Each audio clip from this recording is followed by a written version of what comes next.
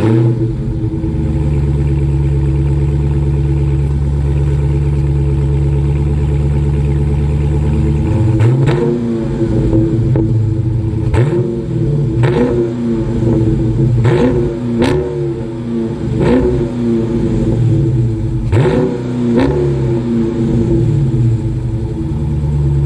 good, YouTube? This hood is really light. Giddy up!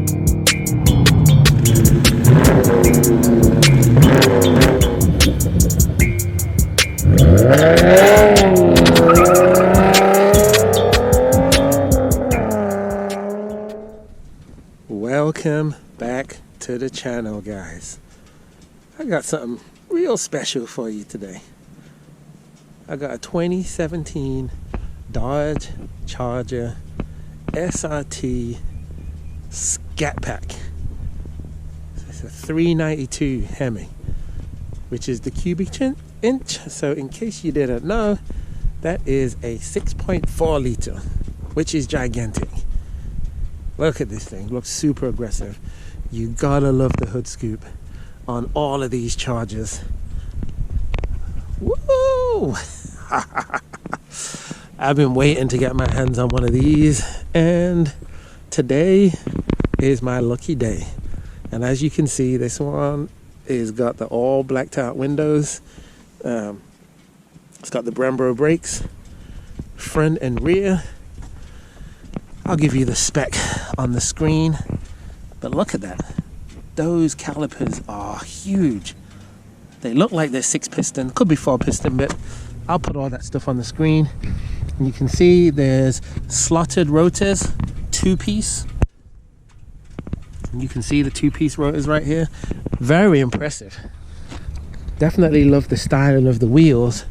If you take a look, there's definitely not enough wheel to hold the power. So it's 275, 40, 20. So 20-inch wheels, but only 245 on the width. So I know that a lot of guys that get these Chargers or Challengers tend to switch those wheels out, and at a minimum you need probably 305s, and even then you're still going to burn up the tires, because I believe this car has 485 horsepower and 475 foot-pounds of torque, which is a handful, in case you couldn't figure that out yet. But always love the styling of these Chargers. This body line that comes from the top, goes down in like this U shape and then goes all the way back, really just sets the styling of the car off with its aggressiveness, as well as, you know, the crazy hood scoop. So you gotta love it. Okay, so not that we're too concerned about the trunk, but this is a usable muscle car. So the trunk size is 16.1 cubic feet, which is a decent size. The wheels are so big that you don't really get a spare. You just get the kind of the flat kit, and the battery is in the back in order to balance out the weight distribution in the car. You know, you get this little buck and whatnot. As I said, who is really concerned about the trunk on this? You know, I just want to get to driving this 6.4 liter Hemi. This thing is awesome. And it's got hood struts, real hood struts, unlike the Mustangs, which have, you know, a little prop rod, which is ridiculous when you pay that much for a car nowadays. 392 cubic inch, 6.4 liter Hemi engine. That's more than enough power. I know this Hellcats make 707 or 797, depending on if you get the red eye. But to me, this is the sweet spot, because this is usable power. I mean, you still can burn up the tires, but it's usable. This car possibly might be making more, because as you can see, it has a cold air intake.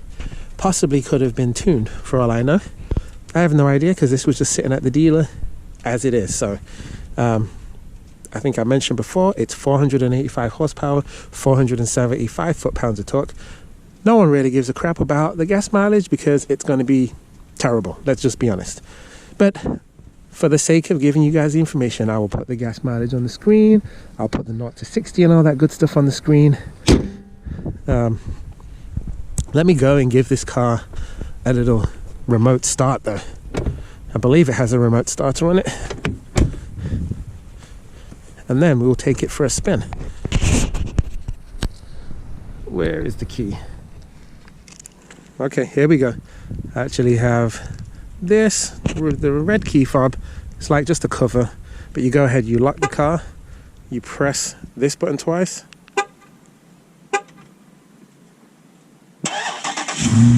The car goes ahead and starts up. As you can see, you got those cool, like backwards C-shaped lights, at least on that side. This side looks like a regular C.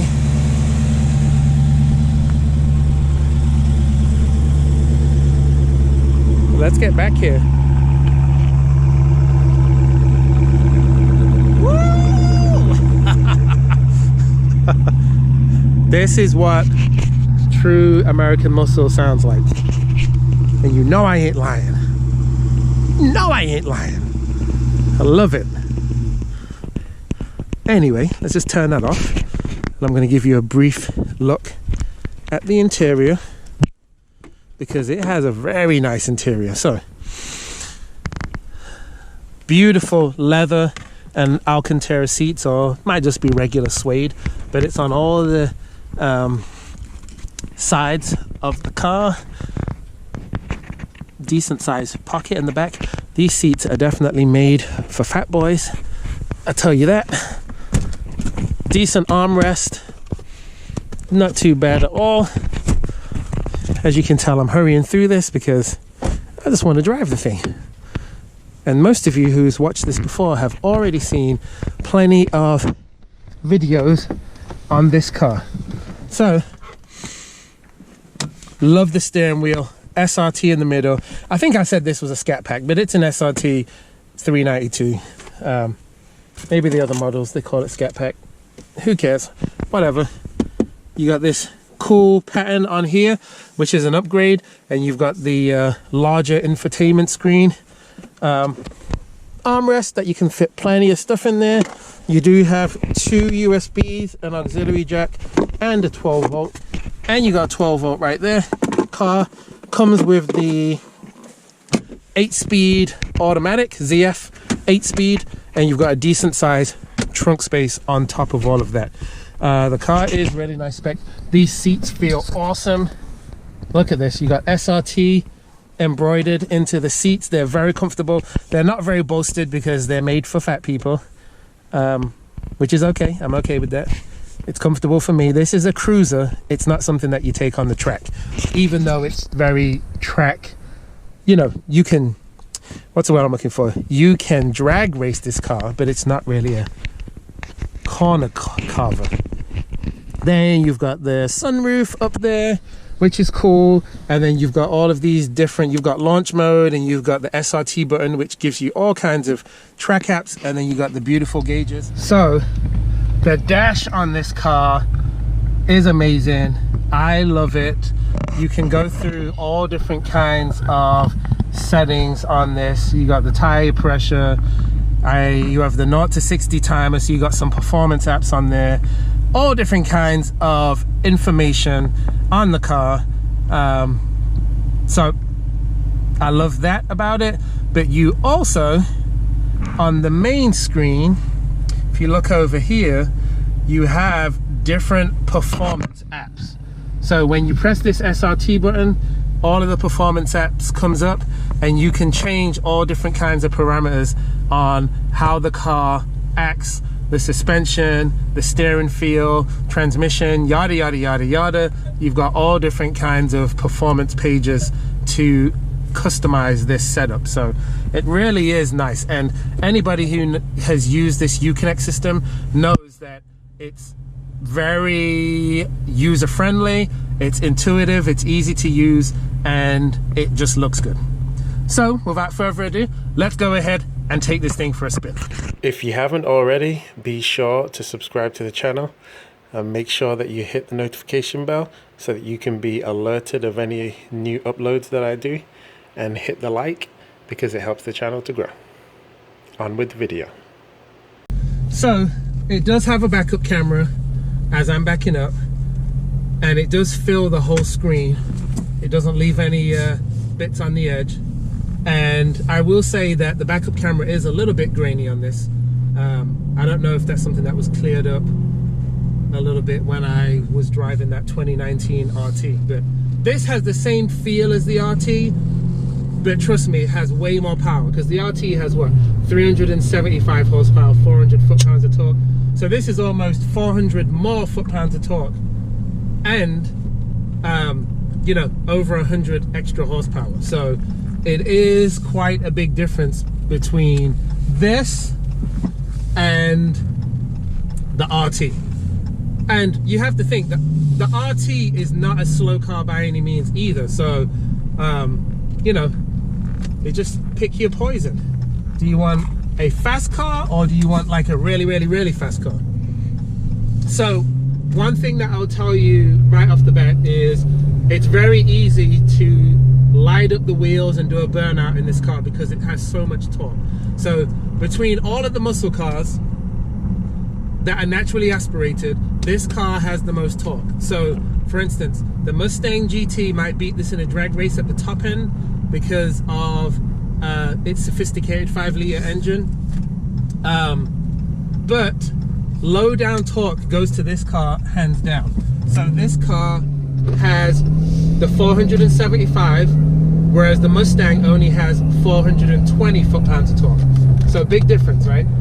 And then if you compare this to the old school pushrod V8 that comes in the Camaros and things like that, that has 455 foot-pounds of torque, which it's close. And this car, which I'll put the weight on the screen, it weighs quite a bit more than the Mustang and the Camaro.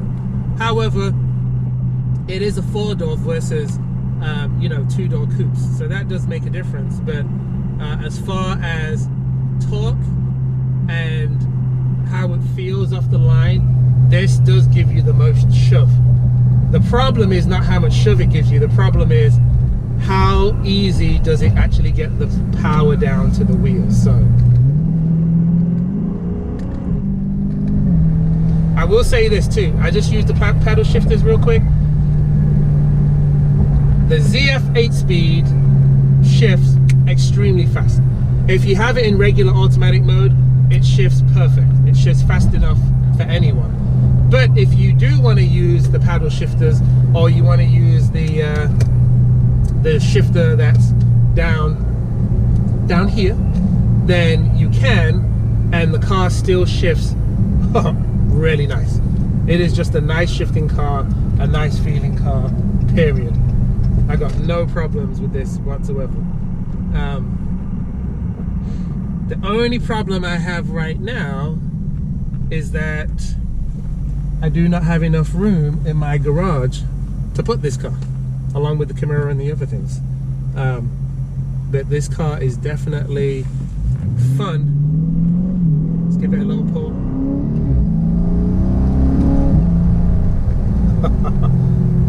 This gets up to speed so fast.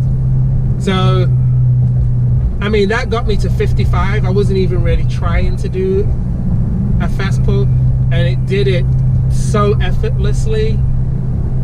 I wasn't even really trying.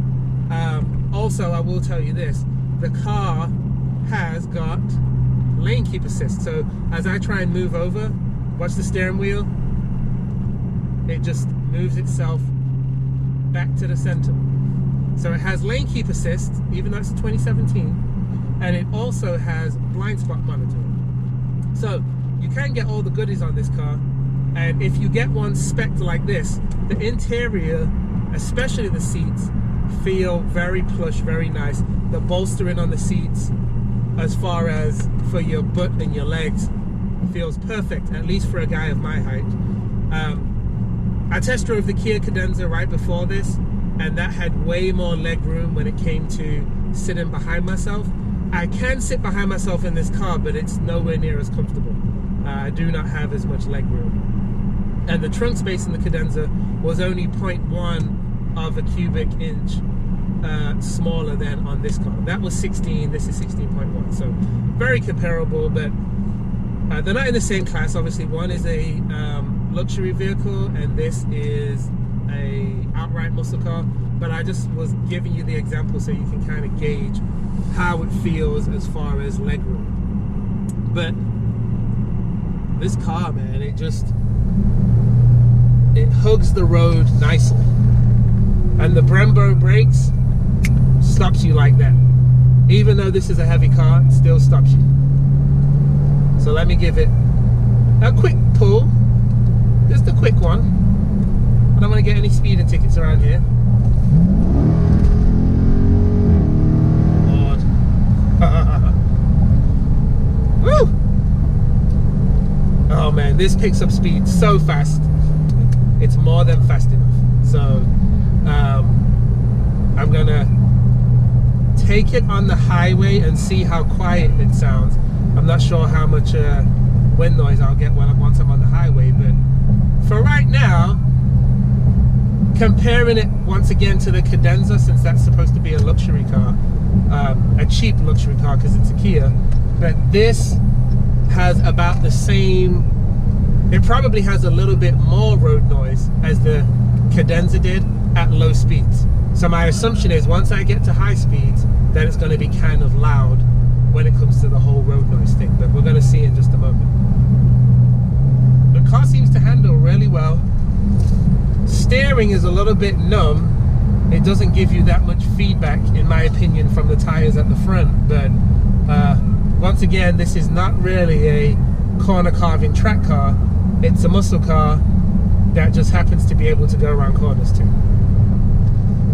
You might die going around the corners because it's so fast, but hey, that's kind of one of the bonuses that you get for having a Charger with a big 6.4 litre engine in it. And I really like the ZF 8-speed when I drove the two different Challengers. They were not Scat Packs either, they were RTs too, but I believe that the transmission in them is the same. So it's a really impressive transmission.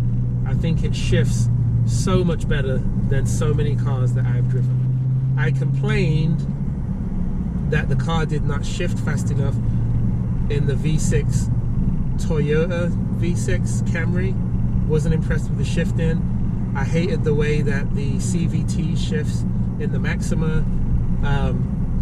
I wasn't really a fan of how fast it shifted in the Impala, but this car, it shifts wonderfully. So if you ever have a question about is the ZF 8-speed any good, it's very good. It's very good. And I think that's why ZF also makes the transmissions for things like the Toyota Supra. And you'll notice all of those cars, when the cars shift, when you really get in on it, they make that kind of like fart noise, that then you shift and then, which at first I didn't like it, but that sound has kind of grown on me, believe it or not. So yeah, I kind of enjoy that little fart noise that these cars make when they shift. And the only reason why it actually makes that is because the transmission is actually shifting through the gears really fast. And this might sound funny, but the 8-speed auto in the Mustang is, sorry, not 8-speed, the 10-speed is very good. But sometimes when you're going at regular cruising speeds, the car struggles to decide what gear it wants to be in. It's kind of like, should I be in 4th gear? Or should I be in 5th gear? Or should I be in 6th gear? And it's like, it kind of like starts to go all over the place. All right, we're getting ready to hit the highway. And we're gonna get on it just a little bit. So easy to burn up these tires, but okay. Unos, dos, tres, let's get it. Woo! There we go. Giddy up. It sounds so good. It sounds so good, so muscular.